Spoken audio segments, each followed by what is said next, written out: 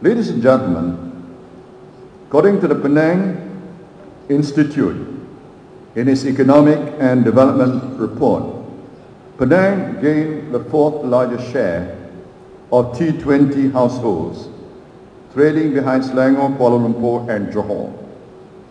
Meanwhile, the state's income gap has relatively widened, with the Gini coefficient soaring from 0.356 in 2016 to 0.359 in 2019.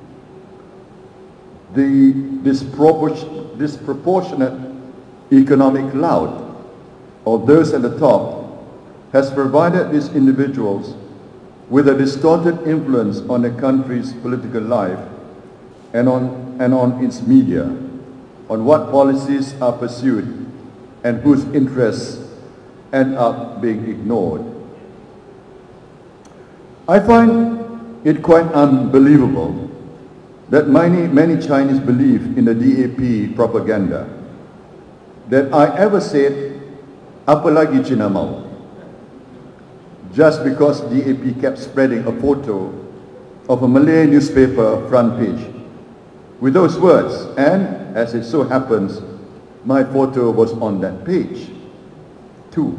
And I repeat, once again, that I had never and will never say those words, which I deem very insensitive and arrogant.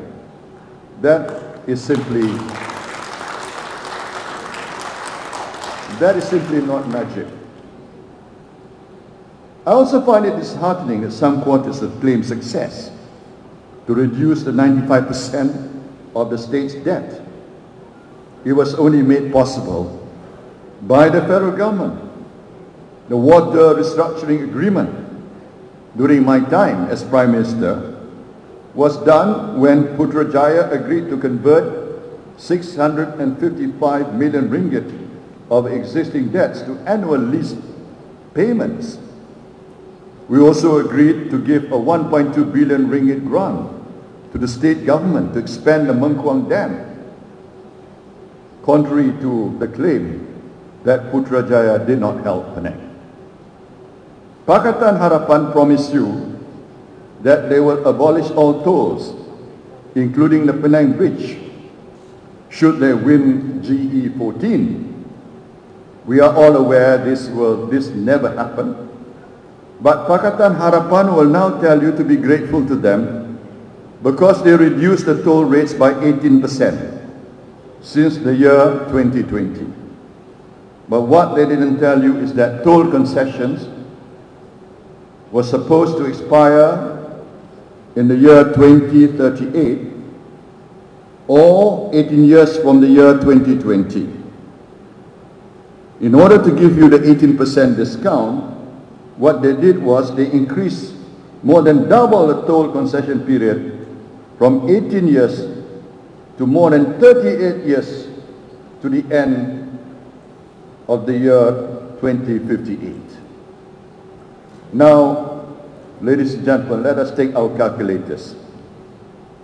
100 times 18 equals 1,800 ringgit versus 82 times 38 years, that gives you 3,116. Which is better? It's not rocket science. And remember how DAP promised to give 1,000 ringgit per year to each TAR UC student, and how they promised that they will take care of TAR UC should they win GE 14.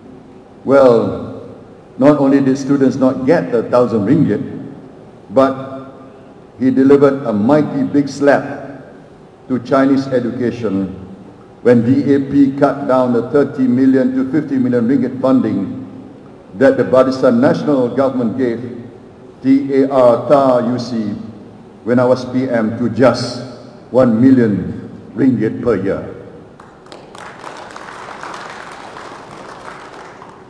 Ladies and gentlemen, these are some, not all, some of the false promises of the false manifesto. Enough with that.